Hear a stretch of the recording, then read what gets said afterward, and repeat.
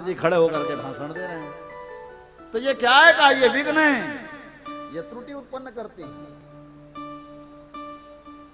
तो एक काम करो, श्रवण कर लो या कीर्तन कर लो या मनन कर लो। एक करोगे तो तीनों आप ही। एक साधे सब सद है, सब साधे सद जाए। एक को सिद्धि कर लो तो सब सिद्धियां प्राप्त हो जाती है। सूत जी महाराज कहते हैं, ऐ सौनकादि ऋषियों, मनसा मननम तस्या महासाधनमुच्यते। बोले भगवान शंकर का स्वरूप क्या है, रूप क्या है, कैसे दिखते हैं, क्या है? सच्चिदानंद रूपाय विश्वोत्पत्त्यादि हेतवे।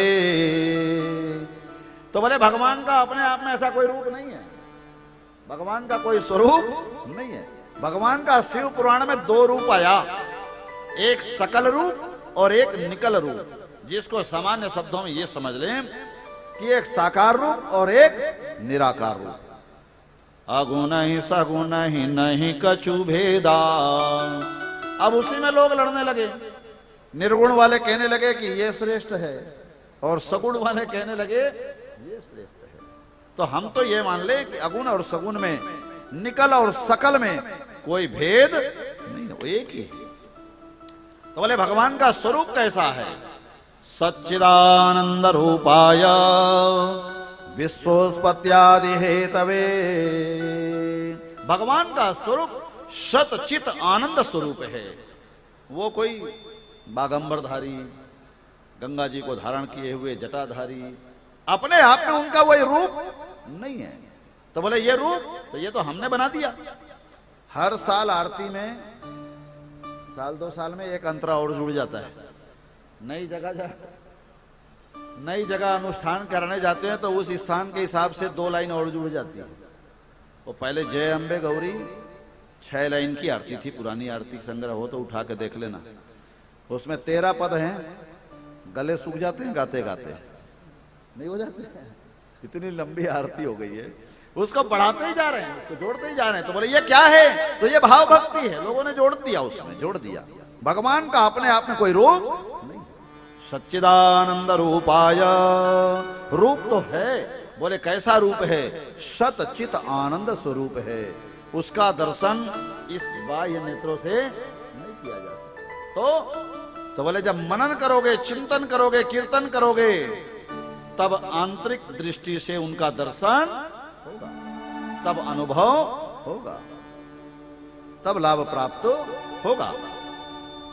तो बोले भगवान ने साकार रूप धारण कैसे किया, किस प्रकार से लिया? तब सूत जी महाराज कहते हैं, एक समय की बात, मनसा मननम तस्या महासाधनमुच्यते।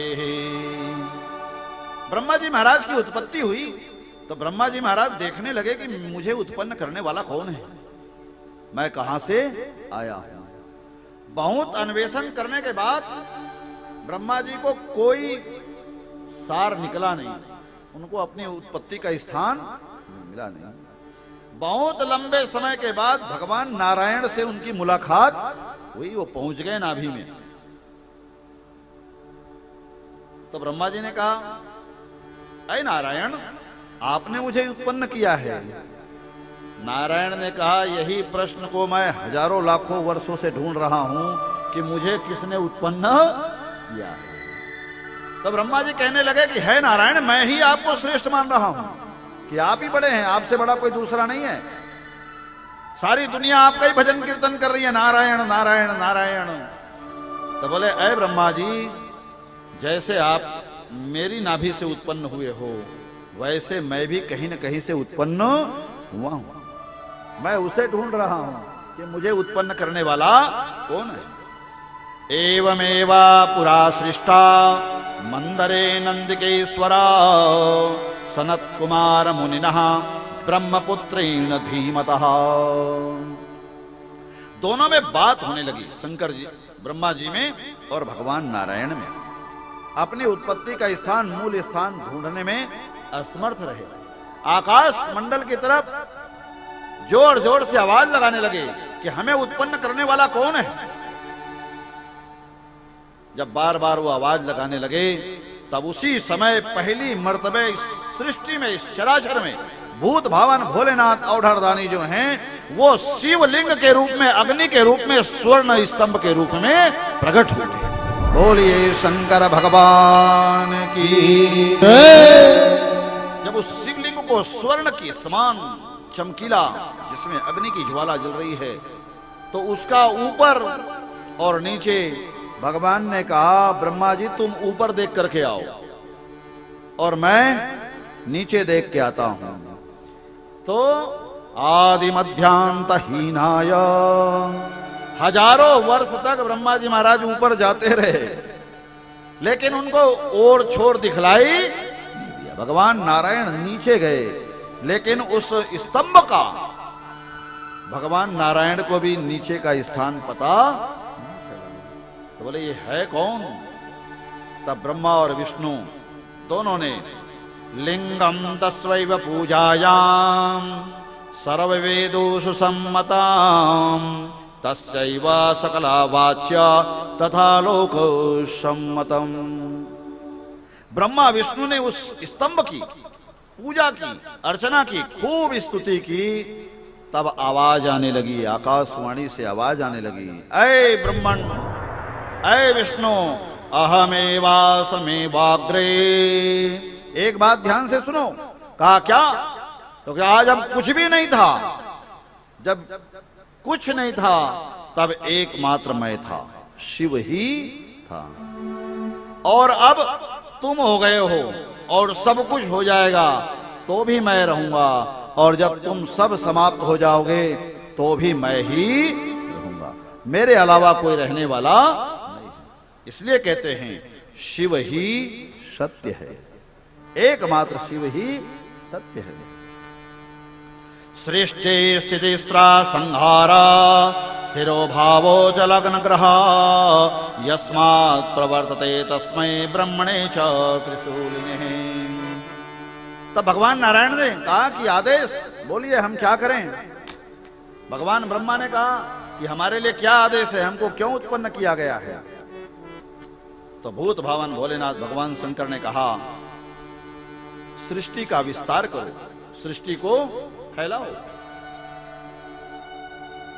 ब्रह्मा जी वहां से आदेशित होकर के और भगवान नारायण ये सृष्टि का विस्तार करने के लिए सोचने लगे। तब ब्रह्मा जी से सृष्टि का विस्तार नहीं हुआ, तब उन्होंने तप किया। तब फिर पुनः भगवान आए और भगवान ने कहा, ऐ ब्रह्मा जी महाराज, तुम्हारे से सृष्टि का विस्तार होने वाला नहीं है, शुरुआत मैं ही करता हूं, मैं तुम्हारे से उत्पन्न होता हूं। तब ब्रह्मा जी की दोनों भौं के बीच से भगवान शंकर रुद्र के रूप में प्रकट हुए। बोलिए रुद्र नारायण भगवान की जय। पग पाताल शीस यज धामा अपर लोक अंग अंग विश्रामा। लिंग के रूप में भगवान की पहली प्रतिष्ठा और पहली पूजा संपन्न हुई। ब्रह्मा जी ने और भगवान नारायण ने उनकी पूजा की और सारे लोगों को उन्होंने ये ज्ञान दिया कि हर मनुष्य को अपने हाथ से शिवलिंग का निर्माण करना चाहिए और अपने हाथ से शिवलिंग का निर्माण करके और उसकी पूजा करनी चाहिए। सर्वश्रेष्ठ वही है। तो बोले लिंग कितने प्रकार के होते हैं? तो बोले अनंत, जितनी धातुएं हैं, जितनी वस्तुएं हैं, सबसे भगवान शिव का लिंग बनाया जा सकता है और पूजा की जा सकती है। तो बोले कुछ भी ना मिले तो बोले अपने अंग में, शरीर में ही ये अंगूठा है, बाएं हाथ को भगवान शंकर बना लो और दाहिने हाथ से ओम नमः शिवाय, ओम नमः शिवाय, ओम नमः शिवाय ऐसा छोड़ते जाओ, आपको शंकर जी की पूजा करने का पुण्य फल प्राप्त हो जाएगा। ये ऐसे शिव हैं, ऐसे शंकर जी हैं। मिट्टी अनेक प्रकार की होती है, ब्रह्मा जी ने उसके लिए वर्णन किया। सूत जी ने कहा ब्राह्मण शिवलिंग बना करके यदि पूजा करता है तो उसको सफेद मिट्टी का शिवलिंग बना करके पूजा अर्चन करना चाहिए। अब कहां खोजोगे सफेद मिट्टी, कहां ढूंढोगे? तो सफेद मिट्टी का ब्राह्मण को शिवलिंग बना करके और उसका अभिषेक करना चाहिए। कहा क्षत्रियों को सफेद मिट्टी मतलब एक छुही होती है, हमारे यहाँ खैरागढ़ के पास छुही खदान के पास छुही बोलते हैं उसको, पहले लिपने पोतने के काम में लेते थे। वो सफेद मिट्टी है, चूना नहीं, छुही, वो सफेद मिट्टी है। उसका शंकर जी बना करके ब्राह्मणों को जब शंकर जी की पूजा करना हो तो छुही की मूर्ति बना करके और अभिषेक करना चाहिए। कहा क्षत्रियों को, तो कहा क्षत्रियों को लाल मिट्टी की शिवलिंग बना करके पूजा करनी चाहिए। लाल मिट्टी कहां मिलेगी? सबसे पहले मिट्टी का यही है, ओंकारम मूर्धनिम विन्यास नासिकाम नासिकाग्रतः। मिट्टी को शुद्ध करना है। मिट्टी में जिसका भगवान का मूर्ति बना रहे उसमें एक छोटी सी भी कंकड़ रहनी नहीं चाहिए, उसको कपड़े में छानना है। जब कपड़े में छानोगे तब उसमें कंकड़ नहीं रहेंगे। तो कहोगे वो मुरुम जो आती है लाल मुरुम, उससे नहीं, उसमें आप कितना भी छानोगे तो कंकड़ रहेंगे। लाल शिवलिंग क्षत्रियों के लिए, जिनको शक्ति की आवश्यकता है, ताकत की आवश्यकता है, जो रौद्र कर्म से, हिंसा के कर्म से युद्ध के मैदान में जाते हैं और वहां मारकाट करने में फिर उनको संकोच होता कि रुद्र की लाल रुद्र की पूजा उन्होंने की। तो बोले लाल मिट्टी होती है। लाल मिट्टी क्या होती है? गेरू होती है। गेरू जो है मिट्टी का ही एक रूप है। तो गेरू का शिवलिंग बना करके और क्षत्रियों को उसकी आराधना करनी चाहिए। वो शक्ति संपन्न होते हैं, ताकतवर होते हैं। भैया ब्राह्मण गेरू का शिवलिंग बना करके उसकी पूजा करके क्या करेगा? ब्राह्मण को ताकत की आवश्यकता नहीं है, ब्राह्मण को सत की आवश्यकता है। तो कहा वैश्यों को पीली मिट्टी का शंकर जी बना करके और उसका अभिषेक करना चाहिए। मटासी कहते हैं उसको, मटासी मिट्टी जो खेतों में मिल जाती है, और नहीं तो साधन सुलभ है, चले जाओ गुप्ता जी की दुकान में, क्या मिट्टी बोलते हैं उसको, चेहरे में लगाते हैं जो मुल्तानी मिट्टी बड़ी छनी हुई रहती है। वो पीली मिट्टी उसका वैश्यों को उसका शिवलिंग बना करके और फिर उसका अभिषेक करना चाहिए। वैश्यों के लिए है। तो कहा शूद्रों के लिए, तो उनके लिए कृष्ण काली मिट्टी जो होती है उस काली मिट्टी का शंकर जी बना करके और उसका रुद्राभिषेक करना चाहिए। मिट्टी को सबसे पहले संस्कार करने चाहिए। सबके संस्कार होते हैं, पृथ्वी के 5 संस्कार होते हैं। जहां से पृथ्वी मिट्टी उठानी है वहां पर सबसे पहले क्या करें? शंकर जी बनाना है, तो मिट्टी बनाना है, लाना है वहां से। तो किसी दिन भी कभी भी जाकर के पृथ्वी में फावड़ा नहीं चलाया जाता। पृथ्वी में भी जीव है, प्राण है, पृथ्वी शयन करती है, तब उस समय में भूमि पूजन का मुहूर्त नहीं होता। पृथ्वी भी हमारी माताओं के समान रजस्वला होती है, उस समय में उनको कोड़ा नहीं जाता, भूमि पूजन नहीं होता। ये दोष हमको लगता है। क्या होता है महाराज, शुरू कर देते हैं, यही तो फिर उसका परिणाम हम आगे भोगते हुए चलते हैं। इसलिए शुद्ध दिन, अच्छे विचार में, अच्छे समय में अच्छे काम करने चाहिए। तो सबसे पहले कुशई परिसमूह, कुशा ले जाएं, दूब ले जाएं और जहां की मिट्टी कोड़नी हो उसको साफ कर लें। तान कुशान ऐसान्याम परित्यज्येत, उस कुशा से जो दूब से साफ किए उसको ईशान कोण में फेंक दो। तब जले नाभ्युक्ष, फिर उसके ऊपर जल छोड़े। पृथ्वी को पहले नरम कर लें। इसलिए जब भूमि पूजन करते हैं ना तो कूर्म पुक्ष देखते हैं। एक कूर्म घूमता रहता है, 3 दिशा में वो रहता है। ईशान में यदि उसका मुंह है तो वायव्य में पीठ और नैऋत्य में पूंछ। इसलिए भूमि पूजन का जो मुहूर्त देखते हैं वहां यदि मुंह है तो यहां पर भूमि पूजन होगा नैऋत्य में। और बोलते हैं ना कि 11 कुदाल मार दो, 11 फावड़ा चला लो, तो किधर चलाना है? तो उसकी पूंछ से लेकर के पीठ तक के चलाना है। तो उसकी पूंछ में और पीठ में फावड़ा पड़ेगा, कुदाल लगेगी तो कोई फर्क नहीं पड़ेगा। और यदि धोखे से भी तुमने उसके मुंह में कुदाल मार दी तो कहते हैं महाराज जी जिस दिन से इस मकान में आए राम ही जाने, तो उस मकान के नीचे में रहने वाला कुर्म जिसका सिर घायल है, जो खुद तड़प रहा है, वो भला आपको शांति से कैसे रहने देगा? ये छोटी छोटी बातें कथाओं में, ये ज्ञान की बातें सहज रूप से मिलती नहीं। फिर तो बोले जले ना अभ्युक्ष। और जब भूमि पूजन करने जाएं तो भूमि पूजन में जहां जहां कुदारी लगाते हैं वहां वहां तेल छोड़ना चाहिए। यदि पृथ्वी कठोर है तो वो नरम हो जाती है, नरम करके उसको छोड़ना चाहिए। तो ऐसे ही त्रिउल्लिख्य। फिर देखो 3 कुदारी से काम चल जाए तो उतनी मिट्टी निकालो जितनी आवश्यकता हो, वरना भूमि का आपका कर्ज हो जाएगा। ज्यादा मिट्टी ले लोगे तो फिर छूटोगे कहां? वैसे ही जो ऋण है वो छूटते हैं। तो जितनी आवश्यकता हो उतनी मिट्टी लेकर के आओ।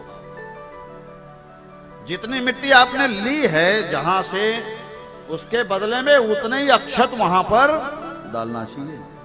अक्षत अलग अलग युगों में अलग अलग भेद हैं उसके। सतयुग में मोती के अक्षत हुआ करते थे, त्रेता में मूंगा के अक्षत हुआ करते थे। अभी हम लोग चावल को अक्षत बनाते हैं ना, तो सतयुग में अक्षत ले लो कहते हैं ना, तो वो मोती लिया करते थे।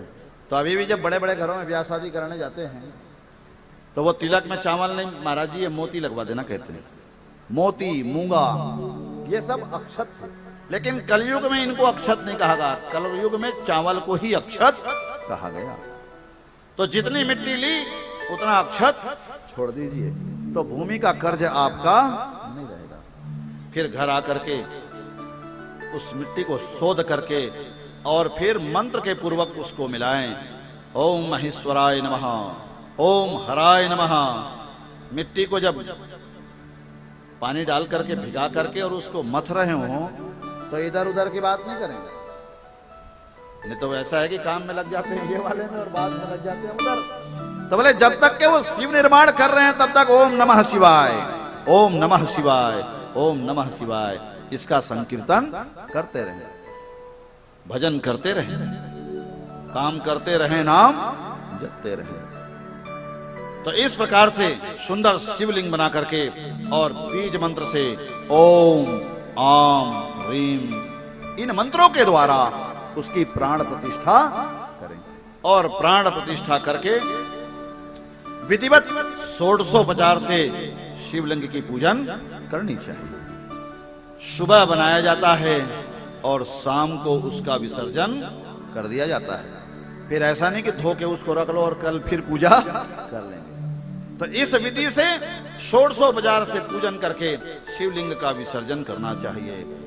यत्रा प्रतिष्ठितम येना मदीयम लिंगमीदृशम तत्र प्रतिष्ठिता सोहम प्रतिष्ठापि शिवस्य कः।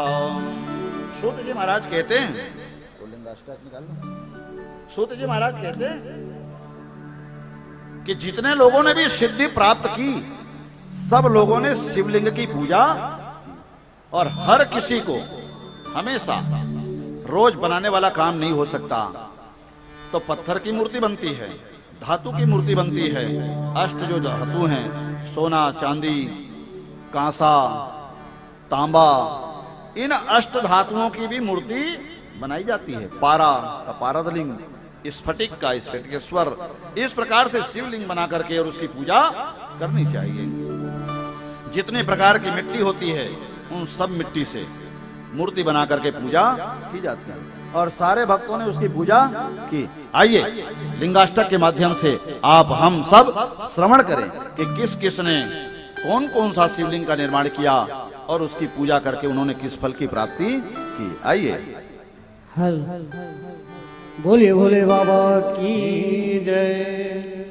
ब्रह्म मुरारे सुरार्चित लिंगम निर्मल भासित शोभित लिंगम। ब्रह्म मुरारे सुरार्चित लिंगम निर्मल भासित शोभित लिंगम। जन्म दुख विनाशक लिंगम तत् प्रणमामि सदा शिवलिंगम। जन्मज दुख विनाशक लिंगम तत् प्रणमामि सदा शिवलिङ्गम् देवमुनि परवार्चितलिङ्गं कामदहं करुणाकरलिङ्गम् देवमुनि प्रवर्चितलिङ्गम् कामदहन करुणाकरलिङ्गम् रावणदर्पविनाशनलिङ्गं तत्प्रणमामि सदा शिवलिङ्गम् रावणदर्पविनाशनलिङ्गम् तत्प्रणमामि सदा शिवलिङ्गम् तत्प्रणमामि सदा शिवलिङ्गम् तत्प्रणमामि सदा शिवलिङ्गम्। सूत जी महाराज कहते हैं, ऐ सौनकादि ऋषियों, ब्रह्म मुरारी सुरार्चित लिंगम, भगवान ब्रह्मा के द्वारा, मुरारी भगवान नारायण के द्वारा और भी 33 करोड़ देवी देवताओं के द्वारा भगवान शिवलिंग की आराधना की गई, उनकी पूजा की गई। समस्त देवताओं के द्वारा पूजित, निर्मल कांति से शोभित, निर्मल रहते हैं, बिल्कुल सुंदर भूत भावन भोलेनाथ औढ़ारदानी का जब श्रृंगार किया जाता है तो खूब सजे धजे रहते हैं।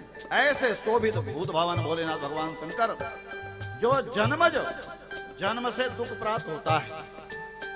बालक जब जन्म लेता है तो माँ बाप तो बहुत प्रसन्न होते हैं, बड़ी खुशी मनाते हैं, खूब पटाखा फोड़ते हैं, थाली बजाते हैं, लेकिन उस बालक को कोई पूछता है क्या कि भैया तुझे क्या चाहिए? वो बेचारा दुखी रहता है, वो बड़ा कष्ट में रहता है और जन्म से लेकर के मृत्यु पर्यंत वो कष्ट में ही रहता है, दुख में ही रहता है। तो जन्मज दुख जो है वो यदि समाप्त करना है, हमेशा हमेशा के लिए दुख को समाप्त करना है, तो शिवलिंग की आराधना करिए, उनको प्रणाम करिए। सर्वसुगन्धि सुलेपित लिंगम बुद्धि विवर्धन कारण लिंगम सर्वसुगन्धि सुलेपित लिङ्गम् बुद्धि विवर्धन कारण लिङ्गम् सिद्ध सुरासुर वन्दित लिंगम तत् प्रणमामि सदा शिवलिंगम सिद्ध सुरासुर वन्दित लिङ्गम् तत् प्रणमामि सदा शिवलिङ्गम् कनक महामणि भूषित लिंगम फणिपति वेष्टित शोभित लिंगम कनक महामणि भूषित लिङ्गम् फणिपति वेष्टित शोभित लिङ्गम् दक्ष सुयज्ञ विनाशन लिंगम तत् प्रणमामि सदा शिवलिंगम दक्ष सुयज्ञ विनाशन लिङ्गम् तत् प्रणमामि सदा शिवलिङ्गम् तत् प्रणमामि सदा शिवलिङ्गम् तत् प्रणमामि सदा शिवलिङ्गम्। रावण दर्प विनाशन लिंगम, रावण को बड़ा अहंकार हो गया था। 20 भुजा 10 शीश का रावण ज्ञानी और बलवान, खूब ताकत, खूब शक्ति। तो भगवान ने अब ताकत जिसके पास ज्यादा हो जाती है ना, शक्ति जब ज्यादा होती है, मद जब ज्यादा होता है, तो पहला प्रयोग कहां करता है आदमी? अपने में। पैसा ज्यादा हो जाएगा तो पैसा की ताकत कहां दिखाता है? परिवार वालों को। शरीर की ताकत हो जाती है तो किसको दिखाता है? अपने वालों को। कुशाग्र बुद्धि का हो गया तो सबसे पहले बुद्धि का प्रयोग किसके ऊपर करता है? अपने वाले के ऊपर। जिस भूत भावन भोलेनाथ भगवान शंकर की असीम अनुकंपा से रावण को जो ताकत मिली थी, जो शक्ति मिली थी, उसकी धृष्टता देखिए कि अपनी ताकत को आजमाने के लिए, अपनी शक्ति को आजमाने के लिए वो चला गया कैलाश मानसरोवर में, और मेरे में कितनी ताकत है ये तौलने के लिए उसने भगवान के सहित उस कैलाश मानसरोवर को उठाने का प्रयास किया तो भगवान तो उठ भी रहे थे। भगवान तो हल्के हो जाते हैं, कोई उठाना चाहता है ना तो भगवान अपना भार हल्का कर देते। लेकिन देवताओं ने कहा भगवान यदि आप उठ गए तो ये निरंकुश हो जाएगा, इसको अपनी ताकत का घमंड है। तो बोले ऐसा है? तो कहा हाँ। तो भगवान ने अपने पैर का एक अंगूठा दबा दिया नीचे। अब जो दोनों हाथ रावण के अंदर घुसे थे ना वो दबे के दबे रह गए। आसानी से जो हाथ अंदर चले गए थे अब वो हाथ निकले। खूब प्रयास किया रावण लेकिन हाथ निकला। तब रो रही थी, रावण रोने लगा। शास्त्रकार कहते हैं कि 10,000 साल तक रावण रोया। अब जब रावण रोया तो उस जंगल के कैलाश मानसरोवर के पशु रोए, पक्षी रोए, पेड़ रोए, पत्ते रोए, लताएं रोई, स्वयं रोया और सारे चराचर को रुलाया। इसलिए उसका नाम पड़ा रावण। जो रोता है और जो रुलाता है उसका नाम रावण। थक गया वो। भगवान शंकर ने नीचे देखा, कहा ऐ दशग्रीव उठाओ। रावण ने कहा तत प्रणमामि सदा शिव शरणम। मैं आपकी शरण में हूं प्रभु। ये मेरे से गलती हुई कि मैं अपनी ताकत आप पे ही अजमा रहा था। तो रावण के दर्प को नष्ट करने वाले ऐसे भूत भावन भोलेनाथ भगवान शंकर के हम शरण में हैं। कुमकुम चंदन लेपित लिंगम पंकजहार सुशोभित लिंगम। कुमकुम चंदन लेपित लिंगम पंकजहार सुशोभित लिंगम। कुमकुम चंदन लेपित लिंगम पंकजहार सुशोभित लिंगम। कुमकुम चंदन लेपित लिंगम पंकजहार सुशोभित लिंगम। संचित पाप विनाशन लिंगम तत् प्रणमामि सदा शिवलिंगम। संचित पाप विनाशन लिंगम तत् प्रणमामि सदा शिवलिंगम। देवगणार्चित सेवित लिंगम भावेर भक्ति भिरेव चलिंगम। देवगणार्चित सेवित लिंगम भावेर भक्ति भिरेव च लिंगम। दिनकर कोटि प्रभाकर लिंगम तत् प्रणमामि सदा शिवलिंगम। दिनकर कोटि प्रभाकर लिंगम तत् प्रणमामि सदा शिवलिंगम। तत् प्रणमामि सदा शिवलिंगम। तत् प्रणमामि सदा शिवलिंगम। दक्ष सुयज्ञ विनाशन लिंगम। दक्ष को भी अहंकार हो गया था, खूब घमंड हो गया था, भगवान से द्रोह करने लगा। तब भगवान ने उसके यज्ञ को नष्ट किया। तो बोले भगवान क्या वो जो शिवलिंग है उसकी पूजा अर्चना कैसे करें, क्या करना चाहिए, कैसे आराधना करनी चाहिए। शिव कथा करा रहे हैं तो इसमें खर्चा कितना करना चाहिए, सब चीज का हिसाब होता है कि नहीं होता है। पूजन करने का हिसाब होता है। 1 महीने का रुद्राभिषेक, 15 दिन का रुद्राभिषेक, 7 दिन का रुद्राभिषेक, 5 दिन का, 1 दिन का। तो बोले देखो अपनी सामर्थ्य के हिसाब से करना चाहिए। इसमें देखा से कि नहीं करना चाहिए कि नेमी चंद जी ने ऐसा किया तो मैं भी ऐसा। आपकी सामर्थ्य हो तो आप वैसा करिए, ज्यादा हो तो ज्यादा करिए। तो बोले इसका उदाहरण क्या है। तो बोले स्वकन्याया, अपनी कन्या के विवाह में जो पैसा हम खर्च करते हैं वो कैसा करते हैं, अपने हिसाब से करते हैं ना।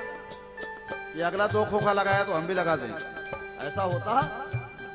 अपने हिसाब से। तो वैसे ही पूजा पाठ, आराधना, यज्ञ, ये सब अपने हिसाब से होनी चाहिए, दूसरे को देख के करना नहीं। तो कहावत है, देखा सीखी बाढ़े रो, है ना? देखने सीखने से रोग बढ़ता है, उसमें पुण्य फल की प्राप्ति होती नहीं है। तो दक्ष का जो अहंकार था, भगवान ने उसको समाप्त किया। बढ़िया कुमकुम लगा करके, चंदन लगा करके, केसर लगा करके सुंदर त्रिपुंड लगाना चाहिए भगवान को, खूब सजाना चाहिए, जिससे संचित पाप जो हैं वो समाप्त हो जाते हैं। तो बोले भगवान को फूल कौन से चढ़ाने चाहिए? तो बड़ा सुंदर कहा गया, पंकज।